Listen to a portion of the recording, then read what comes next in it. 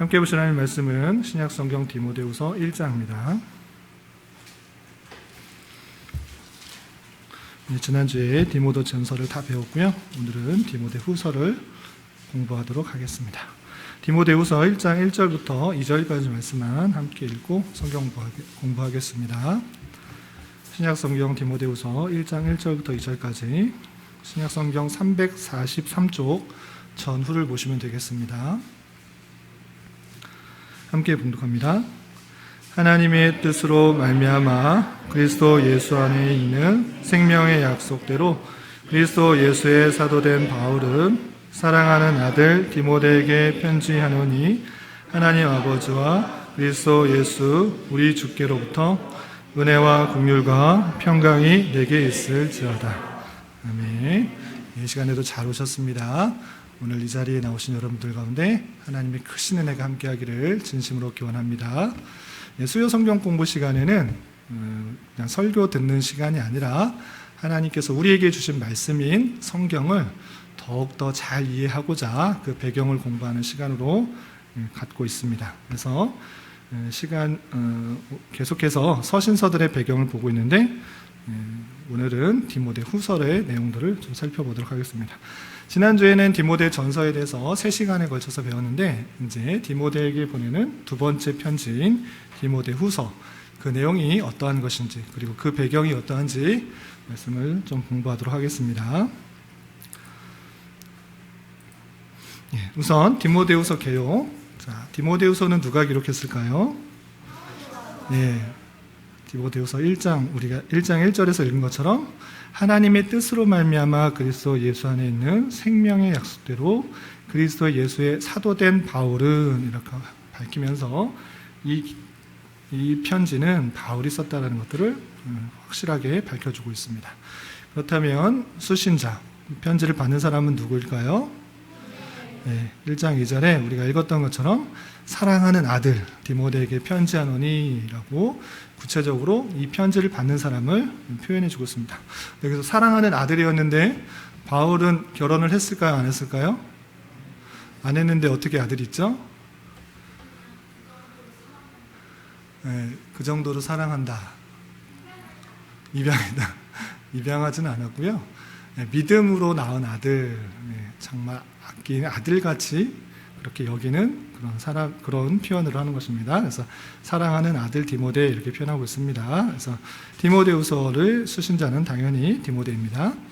그렇다면 이 편지는 언제 어디서 기록되었을까라고 했을 때 많은 사람들이 어떻게 생각하고 있냐면 바울이 2차로 로마에 투옥되었을 때 그때 기록했을 것이다 이렇게 생각하고 있습니다.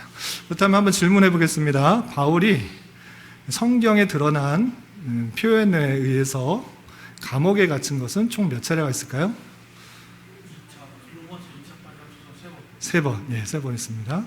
1차는 가이사랴에 붙들렸을 때고 두 번째는 로마 1차 투옥 그리고 세 번째는 바울 로마 2차 투옥 때입니다.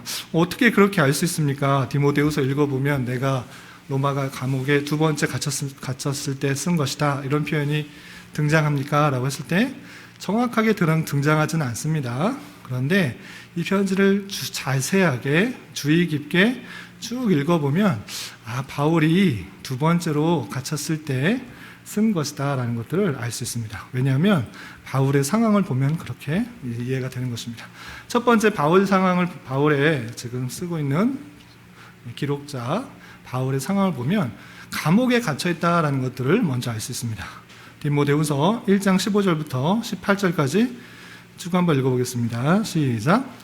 아시아에 있는 모든 사람이 나를 버린 이 일을 내가 아나니 그 중에는 부겔로와 허모게네도 있느니라. 원하건대 주께서 오네시보르의 집에 긍휼을 베푸시옵소서. 그가 나를 자주 격려해 주고 내가 사슬에 매인 것을 부끄러워하지 아니하고 로마에 있을 때 나를 부지런히 찾아와 만났습니다.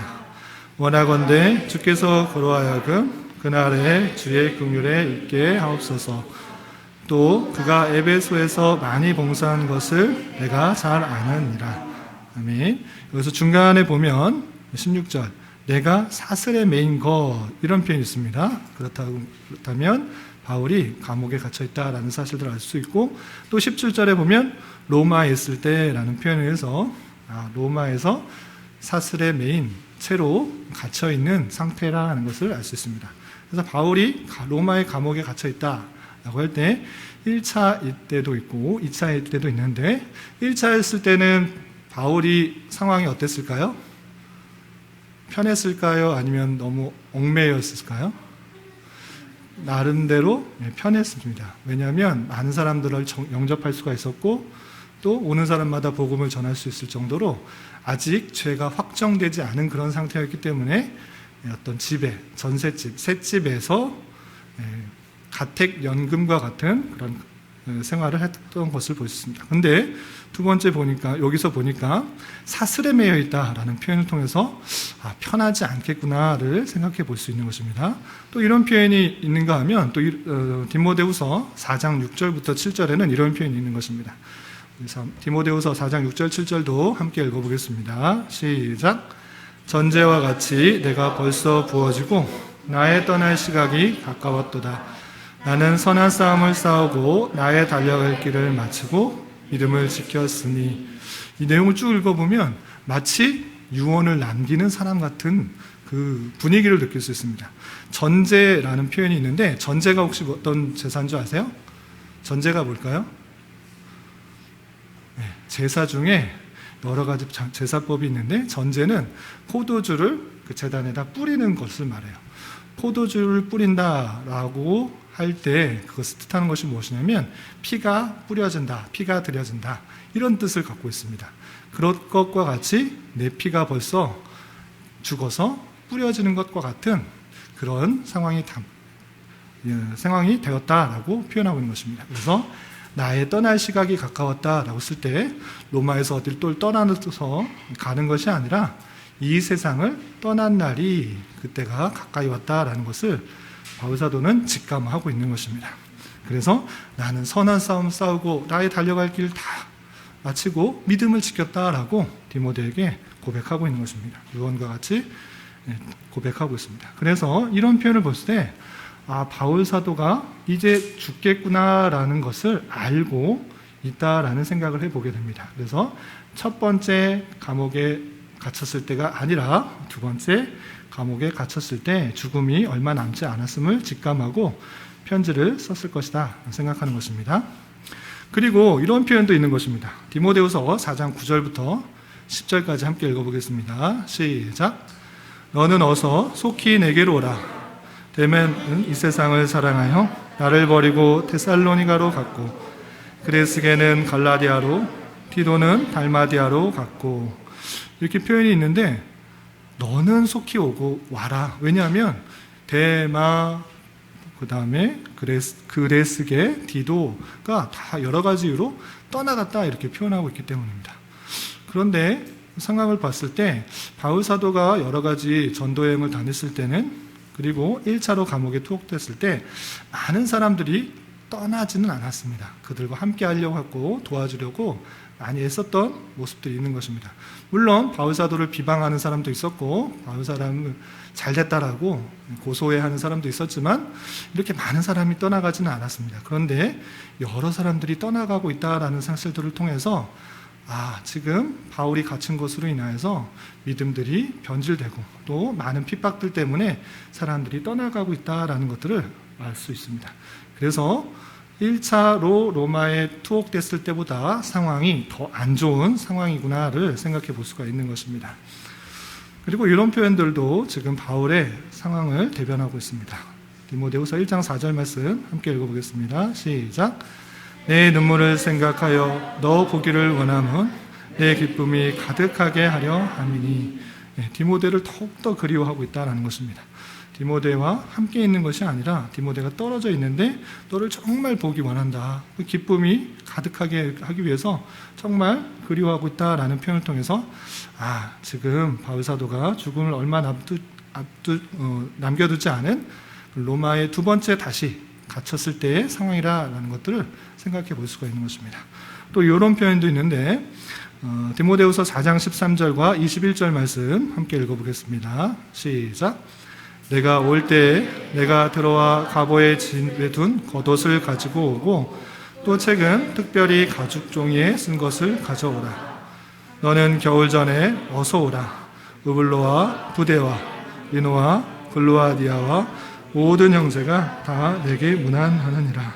아멘. 이 겉옷을 가지고 오라라고 했을 때 지금 계속 감옥에서 추워지고 있는 겨울을 맞이하고 있는 상황을 볼 수 있습니다. 마음도 힘들고 몸도 힘들어하고 있는 그런 모습을 살펴볼 수 있습니다. 우리나라와 같이 겉옷 했을 때 그냥 외투가 말하는 것이 아니라 그때 당시에는 겨울이 되면 겉옷이 꼭 있어야지만 겨울을 지낼 수가 있었던 것입니다. 그렇게 두꺼워서 옷을 찾아야 하는 그런 영적으로도 또 육적으로도 추운 계절을 맞이하는 그런 모습을 살펴볼 수 있습니다. 이렇기 때문에 이 디모데후서는 바울이 로마에 2차 투옥됐을 때 썼을 것이다. 많은 사람들이 동의를 합니다. 우리 시호 질문해 보세요.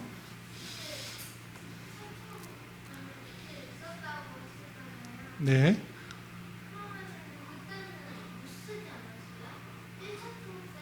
쓸 수 있었으니까 했죠. 네. 아예 아무것도 못했다, 그냥 감옥에 가만히 있었다, 아무것도 못했다 이런 것은 아니고요. 편지를 쓸 수 있을 정도의 상황은 됐던 것입니다. 이해가 되시나요? 네, 그렇게 이해하시면 되겠고요. 네, 하람이. 네. 이사투 강하고 이렇게 유언같이 디모데후서에 썼잖아요. 네. 그러면은 이사투이 끝나고 바로 도주에 가는 거예요? 아니면 그 이사투에서 석방이 된 후에 다시 잡혀서 사용해요? 2차 투옥 때 바로 죽었을 것으로 생각을 합니다. 좀 이따 보도록 하겠습니다. 예, 바울이 이런 상황 가운데 썼다라는 것을 통해서 2차 투옥이라는 것들을 1차 투옥이 아니라는 것들을 알 수가 있고, 지금 그럼 바울이 왜 붙잡혔는가? 1차 투옥 때 아무런 혐의 없음으로 풀려났는데 2년 동안 감옥살이를 하고 풀려났는데, 그리고 많은 또 선교 여행과 전도 여행을 했을 것이다 라고 사람들이 추측하고 있는데 왜 다시 붙잡혔는가? 그때를 보면 성경에는 나와 있지 않지만 역사를 살펴보면 이해가 되는 것입니다. 이때가 언제인가 라고 했을 때 서기 64년부터 68년간에 네로 황제라는 로마의 아주 폭군과 같은 황제가 다스렸던 때입니다. 이 네로 황제가 어떤 일들을 벌였는가? 대표적인 한 예를 살펴보도록 하겠습니다. 네로 황제는 54년부터 68년 동안 약 14년 동안 로마의 제국을 다스렸는데, 특별히 64년대에 아주 큰 일이 발생합니다. 어떤 일이 발생하냐면 64년에 서기 64년에 로마라는 곳에 대화재가 발생해요. 오늘날에는 우리나라의 수도는 서울이죠. 서울에 화재가 난 거예요. 그런데 이때 당시에 로마는 거의 전 세계를 다스릴 정도로 나라가 아주 큰 나라였는데 그 중심부에 해당되는 황제가 살고 있는 그 로마에 화재가 발생한 것입니다. 이때 당시 기록에 보면 그때 로마에는 14구역이 있다고 합니다. 그런데 그 중에서 10구역은 다 거의 타고 4구역밖에 남지 않았다라고 표현을 하고 있어요. 그러니까 아주 많은 부분 타게 된 것입니다. 그렇게 되자 이 일이 있자 네로는 그때 당시 로마에는 없었다고 합니다. 어디 있었냐? 안티움이라는 곳에 있었대요. 안티움은 로마에서 멀리 떨어져 있는 곳은 아니고 남쪽 부분에 있는 작은 도시인데 이때 황제의 별장이 이곳에 있었다라고 합니다. 그래서 별장에서 쉬고 있는 것입니다. 그런데 로마의 큰 화재가 났다라는 이야기를 듣자 급히 되돌아왔다라고 그럽니다.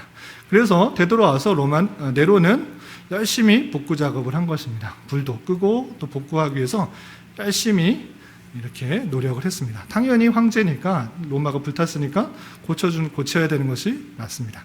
그런데 사람들이 그것에 로마에 대화재가 난 것의 원인을 무엇이라고 생각했냐면 로마의 황제 네로가 불을 질른 것이다 이렇게 생각을 했던 것입니다. 왜? 자신의 궁전을 더 크게 짓고 싶었는데 아무런 구실이 없던 것입니다. 그래서 불을 지르고 다 황폐가 되면 내가 아주 좋은 황궁군전을 짓겠다, 이렇게 생각을 해놓고 있었는데, 마침 불이 나니 그 원인을 많은 사람들이 네로가 불 지른 것이다, 이렇게 생각하는 것입니다. 시온이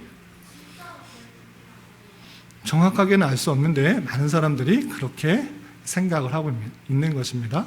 정확하게는 알 수 없습니다. 그래서 사람들은, 시민들은 다 이건 네로가 지었다, 네로가 자기 황금군전 지려고 불 질러놓고 복구하는 척하는 것이다, 이렇게 말을 하고 있습니다. 그렇게 화제가 나고 또 복구를 하는 그런 시도에도 네로에 대한 민심은 따르지 않았습니다. 그래서 네로는 어떻게 했는가? 자신이 한 게 아니라는 것들을 증명하기 위해서 그 원인을 기독교인으로 돌려 누명을 씌우는 것입니다. 너희들 싫어하고 있는 그런 기독교인 있지? 기독교인이 불 지른 것이다. 기독교인 계속적으로 핍박하고 탄압하니까 화나서 로마에 불 지른 거다. 저 사람들을 잡아서 죽여야 된다, 이렇게 말했던 것입니다. 15 질문 있어요?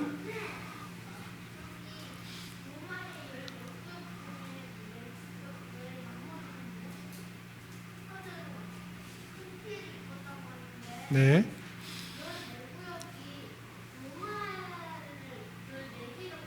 그렇죠. 로마 지역만. 그러니까 인천에 무슨 구, 우리 남동구도 있고, 뭐 미추홀구도 있고, 여러 구가 있잖아요. 서울에도 무슨 구 있잖아요. 그런 것처럼 로마에도 14개 구역이 있는데 10구역 정도가 많이 피해를 입었다라는 것입니다. 이해되시죠? 자, 넘어가겠습니다. 그래서 네로는 자기가 아니다, 내가 불 지른 거 아니다 라고 자기가 벗어나고 누명을 누구에게 썼느냐? 기독교인들에게 심었던 것입니다. 기독교인들 계속적으로 핍박하고 탄압하니까 화나서 로마에 불 준 거다, 저 사람들 고문하고 신문하면 밝힐 것이다, 자백할 것이다 라고 하면서 기독교인을 희생양 삼아서 기독교인들을 핍박하고 또 신문하기 시작했습니다. 그래서 네로는 기독교인들은 다 잡아서 잔인하게 고문하면서 네가 불질렀지, 너희들이 불질렀지, 계속적으로 고문하면서 심지어는 처형을 하겠던 것입니다. 어떻게 처형했는가? 야수의 모피를 뒤집어 쓰게 하고 개에게 물리고 찢겨 죽게 하거나 또 황소의 뿔에 받쳐 죽게 하거나 원형 경기장에서 사자 같은 맹수에 물려 뜯겨 죽게 하거나 십자가에 붙잡아 매어 죽게 하거나 밤이 되면 등불을 키운 것이 아니고 사람을 매달아서 그것을 태우면서 그것을 불 대신 했던 것입니다. 이러한 아주 잔인하고 심한 핍박들이 실제 일어났고 그런 사파들, 그런 그림들이 아주 많이 남아 있습니다. 이렇게 원형 경기장에 믿는 사람들, 기독교인들을 불러놓고 맹수를 풀어놓고 사자 밥이 되게 하는 일들이 많이 있었고, 또 여기 보면 소가 있죠. 소의 뿔에 받쳐서 죽게 하는 일도 있었고, 여기 보시면 긴 막대기가 있는데 여기 위에 뭐가 있어요?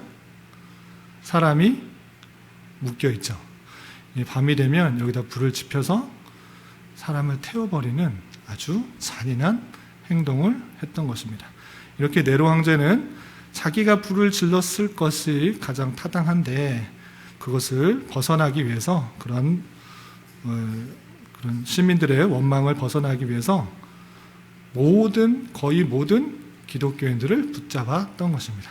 그래서 바울도 이때 당시 붙잡히게 되었고, 붙잡히게 됐으니까 많은 사람들이 죽어간 것처럼 나도 이제 죽게 될 것이구나 라고 짐작을 했던 것입니다. 물론 편지 정도 쓸 정도의 자유는 있지만 언젠가 네로 황제의 그런 폭정에 의해서 죽겠구나라는 생각들을 하면서 죽음을 기다렸던 것입니다. 그래서 더욱더 사랑하고 아끼는 아들같이 여기는 디모데에게 편지를 쓰게 된 것입니다. 네, 하나님. 그러면 이때 네로 황제 기독교 박해 때 바울뿐만 아니라 베드로랑 다른 사도들도 죽었다고 들었는데, 네. 그러면은 그렇게 사도들이 죽었는데 뭐 예루살렘 교회가 유지가 됐다는 건 그 그만큼 많이 자녀를 잡았다는 뜻이에요. 그런 뜻이죠. 그 박해는 예루살렘까지 미친 건 아니고 로마에 있는 사람들 위주로 이렇게 된 것이고, 그 중에 뭐 지도자격들은 지도자격 되는 사람들, 대표자격 되는 사람들은 더 많은 핍박을 받았습니다. 그리고 잘 말해준 것처럼 계속적인 핍박이 네로 황제만 있었던 것이 아니고 기독교의 10대 박해라고 할 정도로 계속 황제들이 박해가 있었습니다.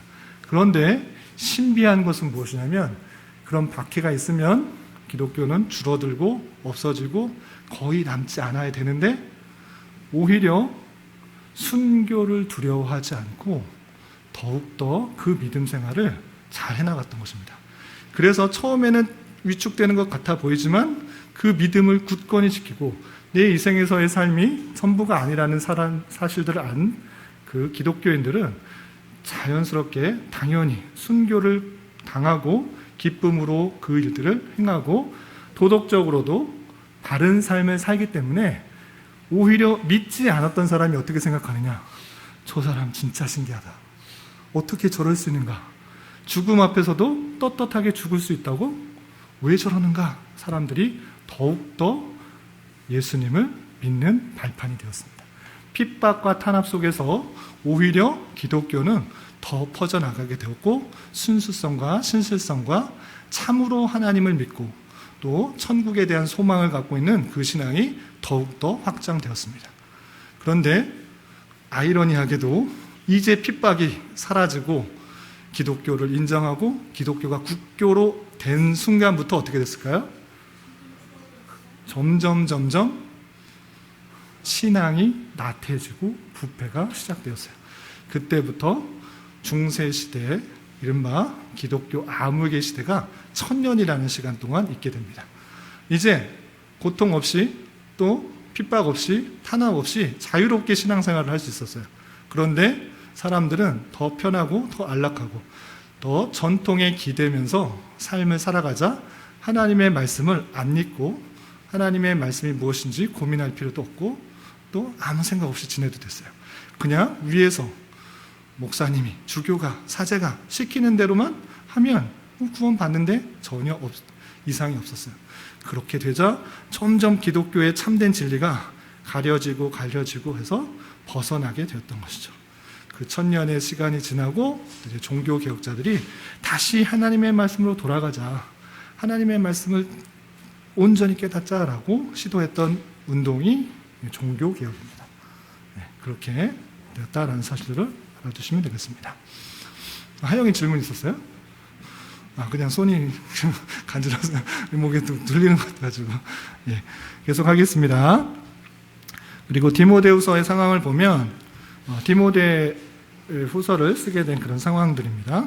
후메네와 빌레도를 대표하는 그런 여러 그룹들이 계속적으로 도전을 하고 있었습니다. 계속 하나님의 그 말씀의 그룹들을 더욱더 힘들게 하려는 그런 사람들이 많이 있었던 것입니다. 그래서 2장 14절에 보면 말로써 교회를 어지럽히는 자들이 있었는데 그 내용을 한번 읽어보겠습니다. 시작. 너는 그들로 이 일을 기억하게 하여 말다툼을 하지 말라고 하나님 앞에서 엄히 명하라. 이는 유익이 하나도 없고 도리어 듣는 자들을 망하게 합니다.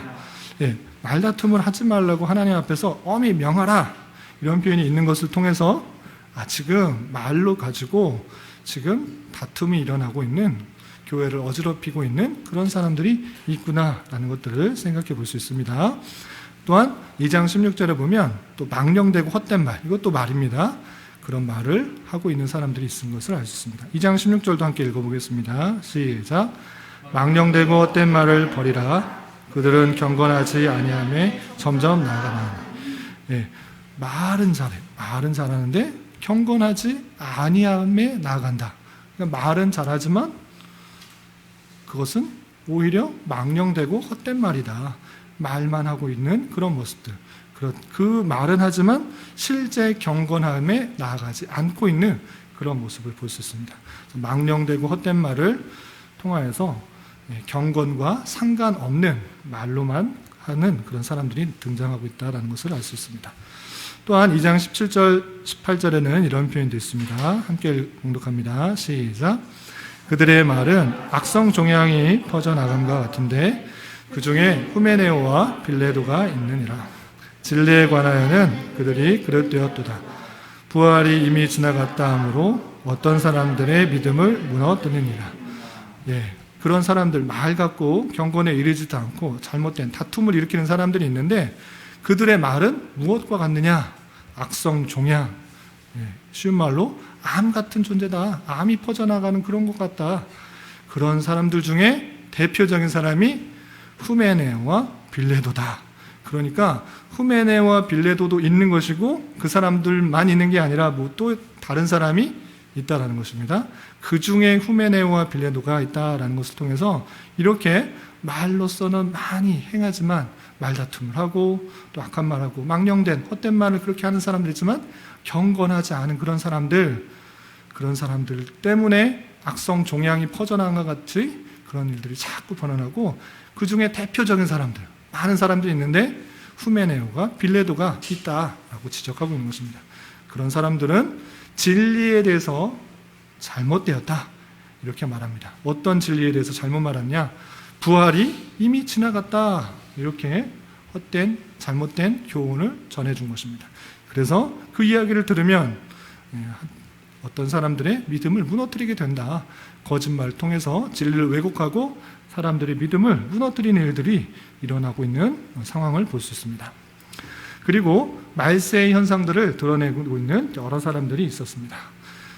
대표적으로 3장 1절부터 4절까지는 이기적이고 물질적이고 비도덕적이며 비영적이었던 그런 모습들을 표현하고 있는데 디모데후서 3장 1절부터 4절까지 함께 읽어보겠습니다. 시작. 너는 이것을 알라. 말세에 고통하는 때가 이르러 사람들이 자기를 사랑하며 돈을 사랑하며 자랑하며 교만하며 비방하며 부모를 거역하며 감사하지 아니하며 거룩하지 아니하며 무정하며 원통함을 풀지 아니하며 모함하며 절제하지 못하며 사나우며 선한 것을 좋아하지 아니하며 배신하며 조급하며 자만하며 쾌락을 사랑하기를 하나님 사랑하는 것보다 더하며. 말세에 고통하는 때에 어떤 일들이 있는가 쭉 설명하는데 이러한 일이 지금도 있지만 그때 당시에도 일어나고 있다라는 것들을 알 수 있습니다. 또 3장 5절에서는 경건의 모양은 있지만 능력을 부인하는 그런 말세의 현상을 보여주기도 합니다. 3장 5절 말씀도 함께 봉독합니다. 시작. 경건의 모양은 있으나 경건의 능력은 부인하니 이 같은 자들에게서 내가 도와줘. 경건하는 모양, 흉내는 내지만 그 흉내를 통해서 참된 능력들이 드러나야 되는데 그렇지 않다. 흉내만 내고 있다. 겉모습만 그러고 있다. 그렇게 정말 경건한 모습으로 산다고 하면 그것에 따라서 능력들이, 성령의 열매들이 드러나야 되는데 그렇게 드러나지 않다. 그런 능력을 부인하고 있다. 모양만 취하고 있는 그런 모습들이 있다. 그것이 말세의 현상이고 이런 사람들에게서 너는 돌아서라. 그들과 함께 하지 말라. 이렇게 권면하고 있습니다. 또한 3장 6절에서는 이런 표현이 있습니다. 함께 봉독합니다. 시작. 그들 중에 남의 집에 가만히 들어가 어리석은 여자를 유인하는 자들이 있으니 그 여자는 죄를 중히 지고 여러 가지 욕심에 끌린 바 되어. 이때 당시 여자는 바깥에 여러 활동들을 하는 게 제한이 되었습니다. 집에서 주로 활동하였는데 그때 당시 활동이 제한됐더라고 하더라도 여자들이 배움에 대한 갈망들이 있는 것입니다. 그래서 이 이단들과 잘못된 사상을 가진 사람들이 어떻게 했는가? 가만히 집에 있는 사람들을 들어가서 유인하는 것입니다. 하나님 말씀 들어보십시오. 참된 진리를 가르쳐 주겠습니다. 라고 말하면서 그런 것 같으면서도 잘못된 가르침을 가르치고 있다라는 것입니다.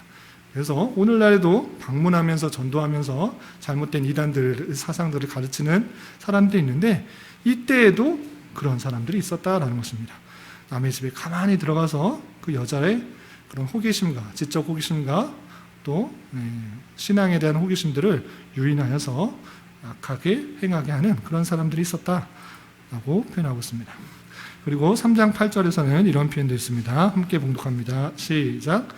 얀네와 얀브레가 모세를 대적한 것 같이 그들도 진리를 대적하니 이 사람들은 그 마음이 부패한 자요 믿음에 관하여는 버림을 받은 자들이라. 그때 당시 모습이 마음이 부패하였고 믿음에 관하여 버림받은 그런 사람들이 많이 있었음을 알 수 있습니다. 이렇게 말세의 현상들 가운데 나타날 여러 모습들이 디모데가 목회하고 있는 이곳에 많이 펴져 있다는 것입니다. 디모데가 목회하는 곳이 어디였죠? 에베소의 성도들이 이런 모습들 가운데 있었다는 것입니다. 그리고 또 세 번째 디모데가 처하고 있는 상황을 보면 자신들의 욕심을 만족시켜줄 스승을 많이 두고 있는 그런 모습들을 살펴볼 수 있습니다. 디모데후서 4장 3절 4절을 함께 공독합니다. 시작.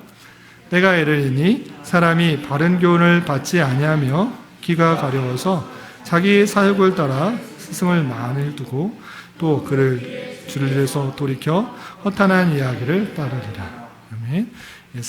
자기 사욕을 따를 스승을 많이 둔다. 내가 원하는 것이 있는데 그것을 이루어줄 스승을 둔다라는 것입니다. 내가 부를 하고 싶다 또는 명예를 얻고 싶다 어떤 것을 하고 싶다 그렇게 하기 위해서는 어떻게 해야 되는가 그 말을 전해주는 사람을 따라야 되는데 그렇게 내 욕심을 만족시켜줄 그 스승을 많이 둔다. 그리고 그 이야기, 허탄한 이야기, 정말 진리와 상관없는 그런 이야기를 많이 따르고 있다라는 것입니다.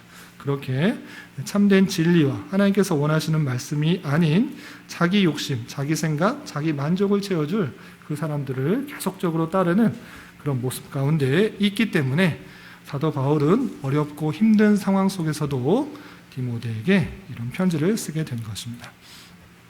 그래서 디모데후서의 기록의 목적을 보면 네 가지로 정리할 수 있습니다. 첫 번째, 거짓 교사들로부터 잘못된 스승들로부터 복음의 진리를 지키고 교회 질서 확립과 유지를 위해서 이 디모데에게 두 번째 편지를 쓴 것입니다. 또 두 번째, 바울의 투옥과 교회의 여러 가지 어려움으로 위축되어 있는 디모데에게 용기를 주어 목회 사역에 더욱 매진할 수 있도록. 바울이 이제 감옥에 갇혔고 또 교회가 많이 핍박당하고 있는데 그래서 디모데도 이제 위축이 될 수밖에 없을 그런 형편인 것입니다. 그런데 편지를 통해서 용기를 북돋아 주고 목회 사역하는데 부족함이 없도록 하기 위해서 디모데후서를 쓴 것입니다. 또 세 번째 보면 사도 바울이 감옥에서 마지막임을 직감하고 이제 봐도 사도 바울이 이제 감옥에서 풀려나와서 살겠구나 이렇게 생각 안 하고 많은 사람들이 죽어간 것처럼 사자밥이 되거든 십자가에 맞박혀 죽든지 아니면 짐승들에게 뜯기든지 아니면 횃불처럼 타버리든지 이렇게 나는 죽게 될 것이다 라는 것들을 직감했던 것입니다. 그래서 그것을 직감하고 마지막 유언처럼 믿음의 아들 디모데를 만나 마지막으로 사랑의 교제를 나누고 싶다라는 말을 전해주고 싶었던 것입니다. 그래서 네 번째 보면 겨울이 이제 얼마 남지 않았기 때문에 필요한 물품들을 가져오고 오고 겉옷이나 책이나 또 가죽으로 쓴 문서들을 가지고 오라라고 하면서 마지막으로 디모데를 만나보고 싶어 했던 것입니다. 이렇게 이런 목적을 가지고 쓴 것이 디모데 후서다라고 할 수 있습니다. 네.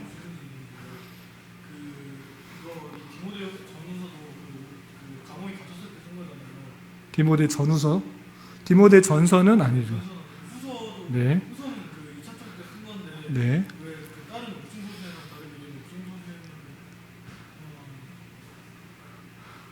옥중서신과 다르게 옥중서신은 분류가 안 되느냐?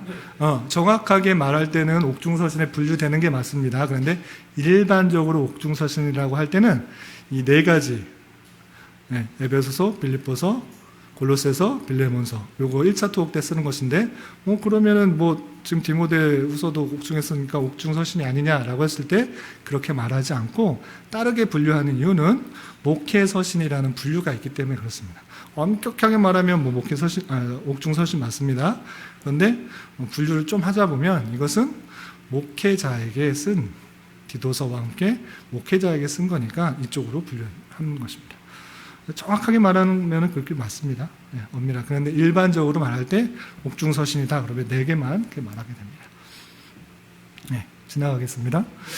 주제를 보시면 종합해서 그럼 요거의 핵심 주제는 무엇인가 한 문장으로 정리해 보면 네로의 기독교 핍박 정책으로 로마 전역이 시련의 바람 또는 핍박의 바람이 불고 있을 때 교회와 디모데가 고난을 극복할 수 있도록 격려하기 위해서 바울 사도가 쓴 그런 내용이다, 서신이다 이렇게 이해하시면 되겠습니다.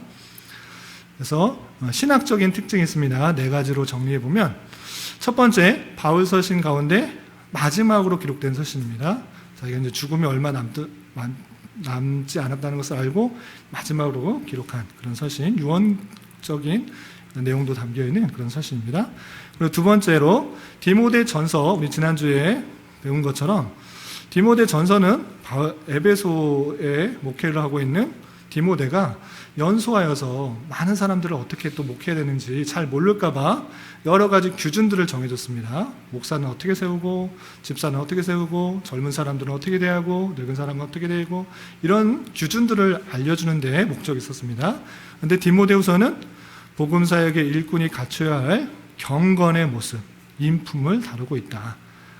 그리고 세 번째로 교리적, 원리적 측면보다 실천적인 측면에 있어서 어떻게 목회를 해야 되는지, 실제에 있어서 어떻게 해야 되는지를 구체적으로 다루고 있다는 것입니다. 그리고 네 번째는 바울 자신의 주변의 사정, 그리고 예전에 내가 어떤 삶을 살았는지, 그리고 디모데에 대한 격려가 정감 있게 묘사되고 있다라는 그런 특징이 있습니다.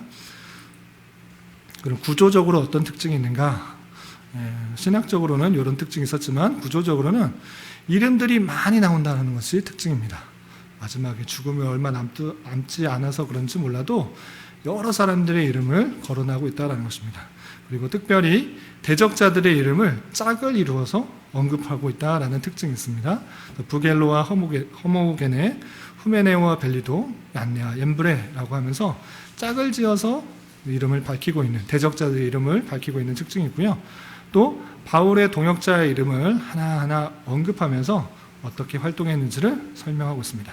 오네시보로, 데마, 그레스게, 디도, 누가, 마가, 누기고, 에라스토, 드로비모, 오블로, 부데, 리노, 글라우디아 이름을 하나하나 불러가면서 이들이 어떤 동역들을 했는지, 어떤 일들을 했는지 마지막으로 남겨두고 있습니다. 이런 구조적인, 문체적인 특징이 있다는 것들을 알아두시면 좋겠습니다.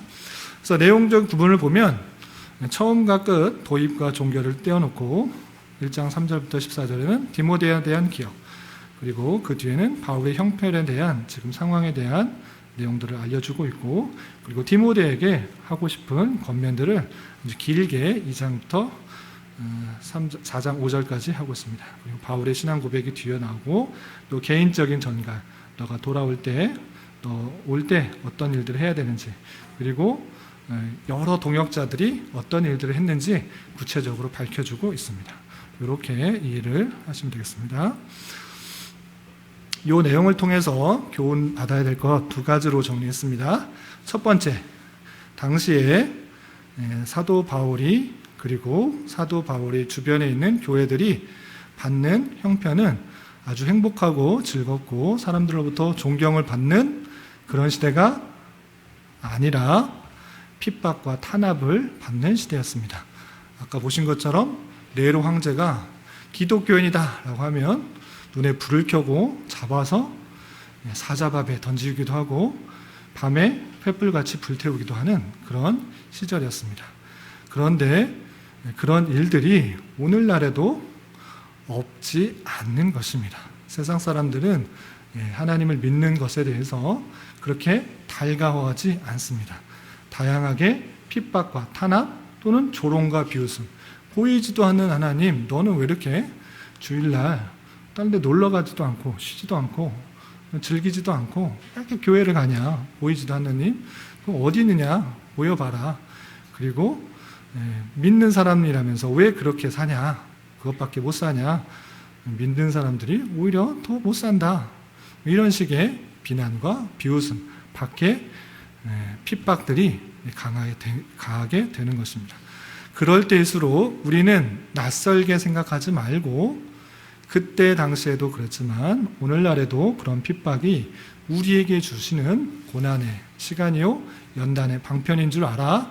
그런 것에 의해서 무너지고 실망하고 쓰러지는 것이 아니라 영적 전신 갑주를 취하여서 능히 이기고, 그런 것들을 교훈 삼아 영적으로 무장하여서 승리하는 싸움을 살아야 될 것입니다. 핍박이 올수록 오히려 더 단단해져야 되는 것이 그리스도인의 삶입니다. 아시겠어요? 핍박과 고난과 탄압, 조롱, 비웃음이 있을 때 위축되는 것이 아니라 이런 것이 하나님께서 우리에게 주신 삶이다 생각하면서 그런 것에 감사할 수 있어야 되는 것입니다. 여러분들은 십자가의 군사입니다. 아시겠습니까? 그런 것에 넘어지지 말고 실망하지 말고 좌절하지 말고 더욱더 하나님을 붙들으며 이겨나가야 될 것이고, 그것을 통해서 하나님께서 성숙시키시는, 나를 훈련시키시는, 또 하나님만 바라보게 하는, 세상에 욕심을 두고 미련을 두지 않게 하는 하나님의 방편인 줄 알아 하나님을 더욱더 찾고 의지하는 우리가 되어야 될 것입니다. 그리고 두 번째로 생각해야 될 것은 종말이 가까울수록 배교, 도덕적 타락, 거짓 교사들의 책동등이 더욱더 심해져 갈 것입니다. 이런 상황 속에서 바울 사도는 디모데에게 특별히 어떻게 생활해야 되는지, 어떻게 삶을 살아야 되는지 여러 가지 것들을 강조하고 있습니다. 그래서 우리 교회도 교회의 지도적 위치에 있는 자가 먼저 그런 것에 의해서 쓰러지지 않도록 더욱더 힘써야 될 것입니다. 그러니까 사단은 물론 각각 성도의 개개인의 유혹과 또 어려움과 힘듦과 여러 가지 걸 통해서 무너뜨리려고 합니다. 그런데 더 쉬운 방법이 어디 있을까요? 교회의 지도자들, 목회자들을 타락시키는 것, 그것만큼 더 편한 것은 없습니다. 왜냐? 목회자가 잘못 가르치고 목회자가 타락해버리면 그것에 영향을 받는 성도들이 더 쉽게 타락하기 때문입니다. 그렇기 때문에 지도자에 있는, 위치에 있는 저와 또 여러 장로님들과 권사님들과 그런 위치에 있는 사람들이 올바로 신앙생활하고 올바로 서 있을수록 더욱더 힘써 기도해야 되는 것입니다. 더욱 목회자들이, 지도자들이 이렇게 흔들리면 더욱더 교회가 설지 못한다는 것들을 알고 목사님을 위해서 또 지도자에 있는 사람들을 위해서 기도해야 될 것이고, 저로서는 더욱더 경각심을 가지고 신앙 인격을 기르고 또 경건 훈련을 해서 여러분들에게, 성도들에게 진리의 말씀으로 굳건하게 설 수 있도록 외부적인 핍박과 내부적인 혼란으로부터 교회를 지켜야 된다는 책임감을 가지고 더욱더 서야 되는 것입니다. 제가 그런 책임감을 잘 가질 수 있도록 여러분들이 힘써 기도해야 되고, 여러 가지 것들을 함께 힘써 도와야 될 것입니다. 그렇게 될 때 우리 교회가 더욱더 하나님께서 원하시는 교회의 모습으로 또 어떠한 외부의 핍박에서도 굳건하게 서갈 수 있는 것입니다. 이렇게 교회를 함께 잘 이루어가고 세워갈 수 있는 저와 여러분, 우리 모두가 될 수 있기를 진심으로 기원합니다. 혹시 또 질문 있으신 분? 상황에 대해서는 대충 이해가 되시죠? 다음 주에는 핵심적인 말씀, 디모데에게 어떤 핵심적인 말씀들 했는지 그것들을 교훈받도록 하겠습니다. 기도하고 마치겠습니다. 하나님 아버지 감사합니다. 오늘 디모데 후서의 배경에 대해서 간단하게 살펴보았습니다. 자신의 죽음을 얼마 남지 않고 또 사랑하는 아들과 같이 여기는 목회자 디모데에게 보내는 그 편지의 내용을 통해서 우리가 여러 가지 것들을 생각하게 됩니다. 많은 핍박과 탄압이 있지만 그것에 위축되거나 좌절해야 될 것이 아니라 우리에게 주어진 삶의 여정인 것들을 기억하며 담대하게 이겨나갈 수 있는 저희들 되게 하여 주시고, 특별히 말세의 때에 타락해 가는 여러 성도들을 보며 안타까워하며 목회자와 또 교회의 지도적인 위치에 있는 사람들이 더욱더 굳건히 서서 외부적인 환난과 핍박 그리고 내부적인 혼란 속에서도 교회를 잘 세워나가서 하나님께서 원하시는 교회의 모습으로 세워나갈 수 있도록 인도하여 주시옵소서. 특별히 우리 교회 가운데 하나님께서 뜻하신 계획들을 잘 분별하게 하시고 우리 교회를 통하여서 주님의 뜻이 온전히 선포되며 또 수행해 나갈 수 있는 은혜로 가주시고 자신의 욕심과 자신의 만족을 위해서 사는 삶이 아닌 하나님의 뜻과 계획을 이루어 드리기에 힘쓰는 교회로 날로 성장할 수 있도록 인도하여 주시옵소서. 특별히 주님께서 예비하신 영혼들을 저희 교회에 함께 섬겨 나가게 하심을 감사드립니다.